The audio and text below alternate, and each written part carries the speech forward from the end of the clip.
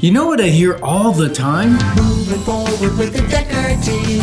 Moving forward together with the Decker team. You're really not being present. Hello, I'm Youre Decker. And I'm Ken Decker. And we're excited to welcome you to another episode of Life's Inside Track, where we share techniques, thoughts, tools, and tips that we all need, we all deserve. You, I, everyone. So we can turn our house into a home where our families thrive and we live the best life possible. Yeah. I am too listening. Like, I don't know why you like this thought of, hey, you're not listening to me. I am listening to you. That's what I say most of the time too. Yeah, but I say it too. I'm not always true. It's not always truthful. You know, and just the other day I was at work and somebody said, oh, don't bug Ken. He's grumpy. And I overheard it and I go, I'm not grumpy. Oh, well, he's got lots on his mind. Now, that's true. Right. I have a lot on my mind. Doesn't equate in my world. But in other people's world, it equates to he's cold. He's a cold fish. He's hard to get to know. He's not friendly.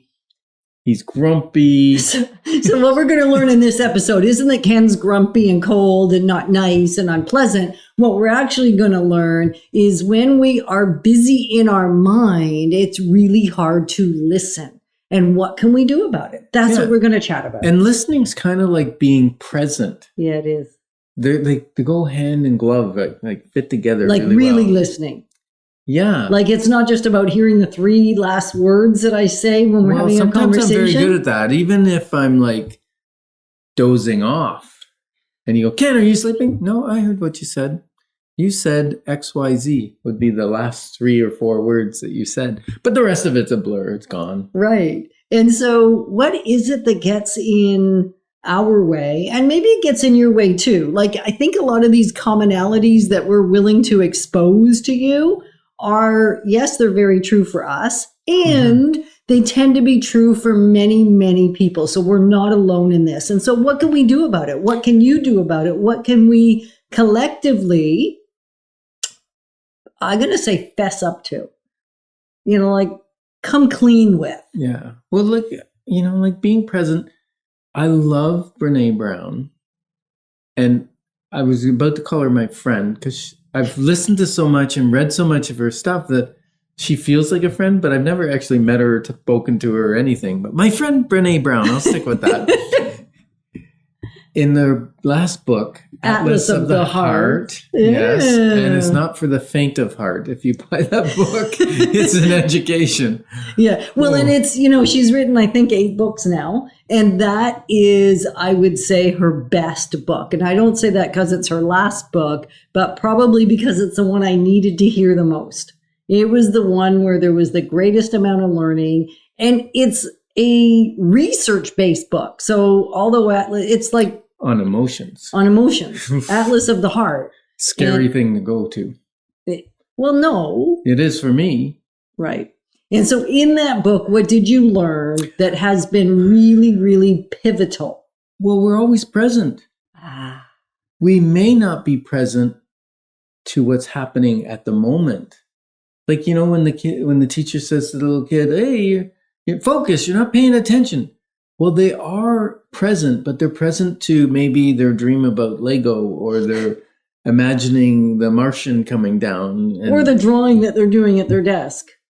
Yeah, that's not what they're supposed to be doing at the moment. Right. But they're present, and people are always present. It's just, where are they present? And what are they present to? Yes. And that was a really amazing shift for us, because we would often have this banter, you're not present.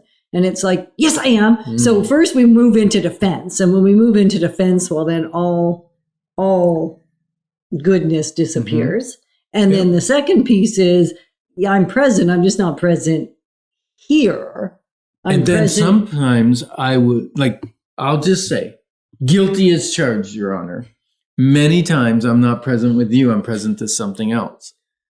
That being said, sometimes I was wrongly accused and convicted without my day in court. Yes, you were. It happens, right? So how can we just become, I guess the thing that's required of us, I heard somebody say this recently, the only thing that was getting in my way was actually being honest to myself.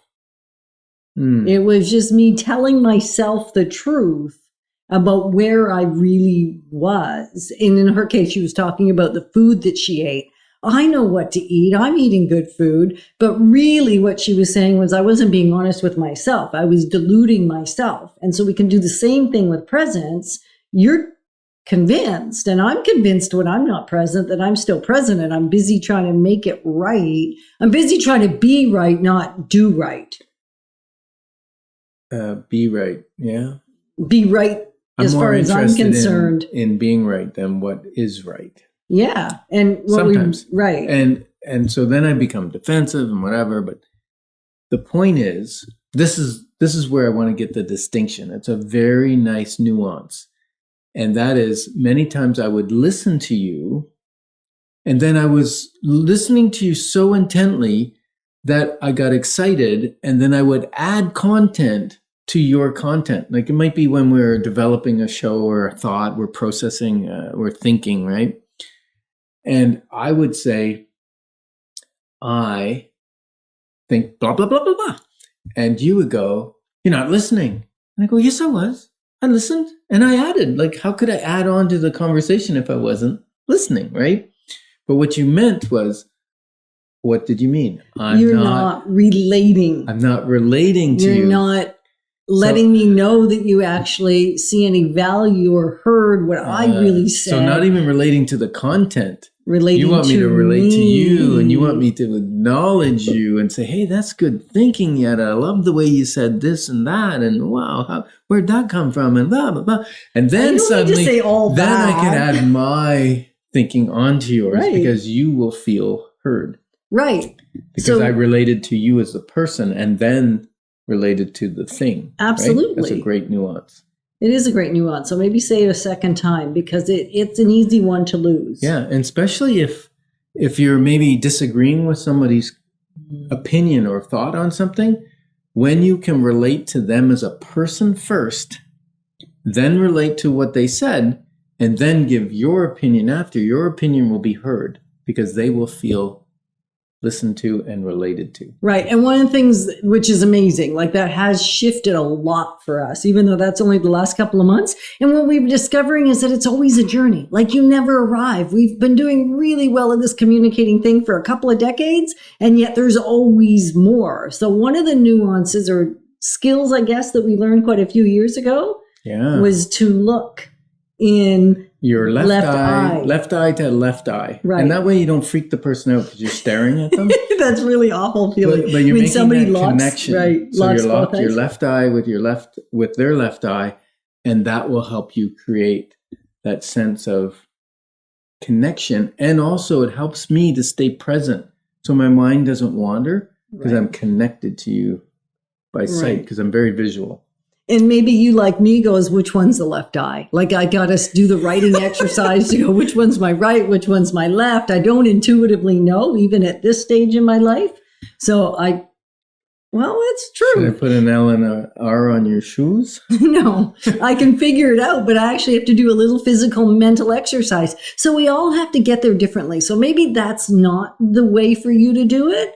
Maybe there is a different strategy that you use. So we would love to hear what strategy you use to stay present with the person you're with rather than present with the thing that is on your mind. Yeah, and one thing I can promise you is while I'm doing a consult with you, I'm 100% with you. You'll feel that, you'll see it, and you'll hear it, because I'm going to pull the information. I say pull, but I'm going to ask nice, gentle questions to find out the information. And the reason being is we're grateful to be partners moving forward together with you in your wealth, wisdom, and worth journey.